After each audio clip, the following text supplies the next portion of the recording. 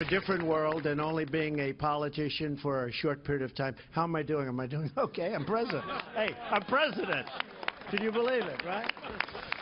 I don't know. Even he can't believe it.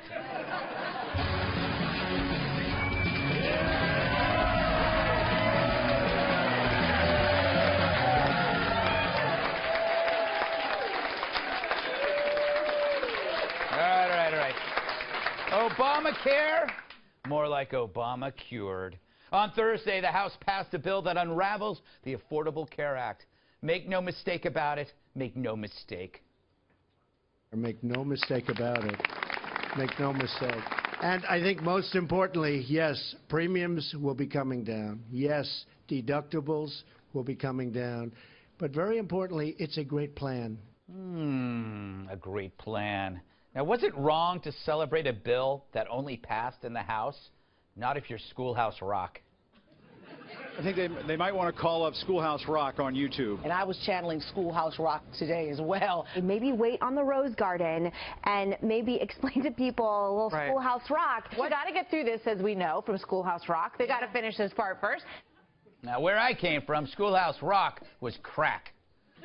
Anyway, we get it, the bill's not a law, but why not proclaim victory now? A big win for the Republicans on this day. I don't think we can overstate what a big, short-term, immediate win this is for the president. Look, this is a victory. Because it is his first legislative victory. We absolutely have to say that. We have to hand it to him. Now they have some victory to declare. They didn't seem too thrilled about it. It was like they were making small talk with their ex's fiancée, the ex who dumped them. Even more, to the Dems, the whole thing was evil. Maroon 5 evil. The majority of members of the House of Representatives knew this was a bad bill today. What we did today in passing this legislation was absolutely inhumane. This vote will be tattooed to them. As I also said, they will glow in the dark. Wait. A tattoo that glows in the dark? That sounds awesome. I want one. Does this bill have one? Now, as this vote was tallied, reporters saw Democrats actually chanting.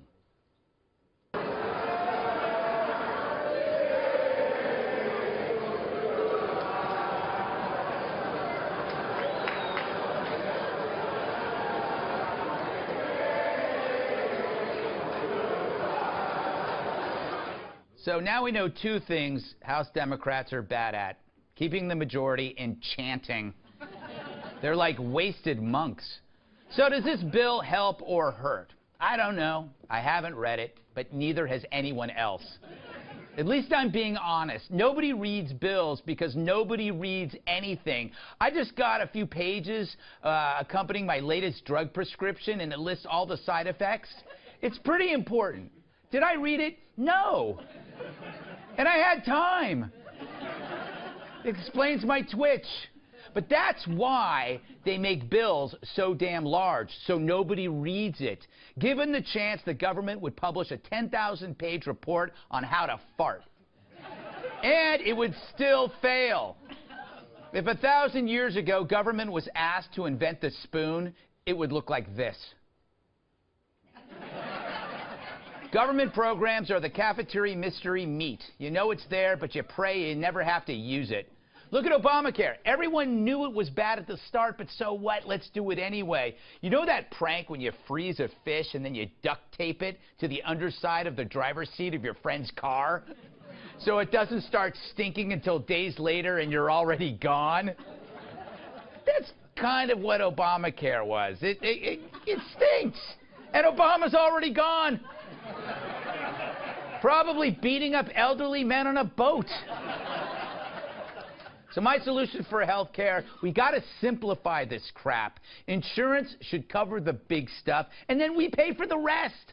After all, car insurance pays for the crash, not for the oil change. Which reminds me, why all the commercials for car insurance, but so few for health insurance? Because we're a captive audience. Competition is the only mechanism that forces everyone to cater to the customer, i.e. the patient. But I got to give Donald Trump credit. He went back to the drawing board after that initial failure. He really is a salesman trying to turn no into yes. He's that guy at the car dealership who just loves wearing you down until you buy the undercoating. And yesterday, we got the undercoating. Or better, who knows? If it's an improvement, that's progress. But we just don't know. Maybe Rachel knows? Let's check in. The silence of the lambs, the guy who wants to kill us. If the press is Clarice and the president is Hannibal Lecter, who's Buffalo Bill? I think she has other things on her mind.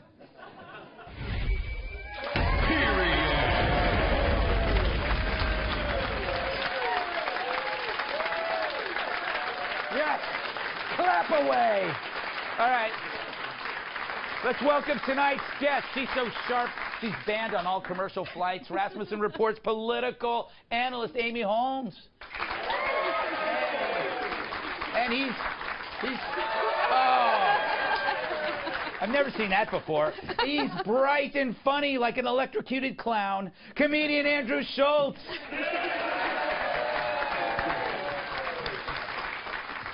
She owns 8 cats, and they all eat at the dinner table. Co-host of the Fox News Specialist brand new show, it's Katherine Timpf. And Google Earth classifies him as a city. Actor, former bodyguard. Are you a MySpace model? And my massive sidekick, Tyrus. All right. MySpace. Let's go down the line here. I'll start with you, Amy. What do you make of this whole plan? Good, bad, indifferent? What are your thoughts?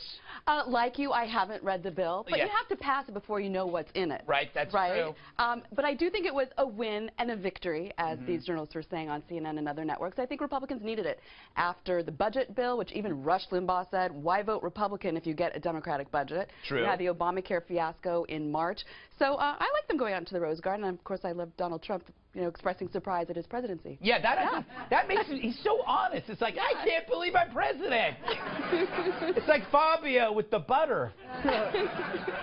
That didn't make any sense, Andrew. It made sense to me, Greg. Well, that's because we're all on the same plane, you Yes, and we me. are. We think the same thoughts. That's true. I know. How have you been? I'm good. How are you, man? I'm great. You look good. Oh, thanks. I've been trying to eat right. Oh, government programs. They're kind of like morbidly obese men that stick to the bed. You can't get them out unless you use a crane. Yes. Are you fat shaming? No, I'm fat. What do you make of this? What do I make of the bill? Yes. I disagree with you on what health care should cover. Okay. I think it should cover the little stuff, and we pay for the big. That doesn't make any sense. How would we afford to do that, though? Excuse me. You didn't ask me to do math. What I'm saying is I'm going to use the little stuff more. Like, I have an emotional security when I go to a place like Sweden and I know that the girls are on birth control. Right. Okay. So I want to bring that to Brooklyn. Right. Okay. You see what I'm saying? I don't care about like the crazy car crash or whatever like that might or might not happen. Yes. But birth control is a monthly thing. Right. And I make mistakes. You do? Okay. But that Birth control is a daily thing. Birth control is a daily thing, Greg. Okay? That was one of my mistakes I was making. Yes, but the thing is, it costs you $6 maybe a day. A car accident's going to cost you millions. Yeah, I think If, yes. I know I'm You're gonna the make a problem. mistake. You are the problem. You live on the word if. Yes, I live on if and NuvaRing. That's monthly. I think that one's monthly. By the way, I think they're an advertiser, so I applaud you for your choices. Of course. All right, Kat, what do you think of my solutions? Not his, but my solutions. Cover the stuff that's big. It's because catastrophic health insurance only costs a couple $100, right? That's what insurance is supposed to be. It's supposed to be in the event of something big. It's not supposed to be that there's diet counseling that's covered under this. I don't agree. The contraceptive mandate. I think birth control should be sold over the counter, the way that Plan B is, personally. You can't get it over the counter? No, you can't. Well, how do you get it? It's just called a condom, but good.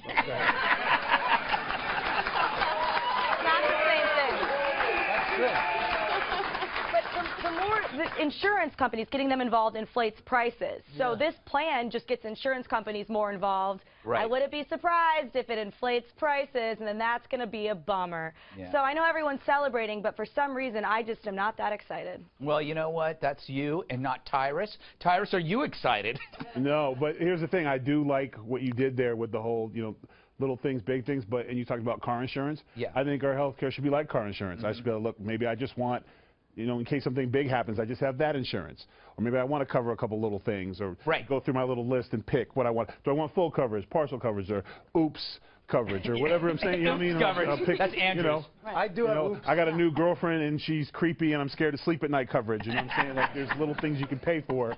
We're all different. You can also pay for a lock on your door. Yeah. Yes. Yeah, but I mean, we all are different humans. Can't be a one size fits all in many different aspects of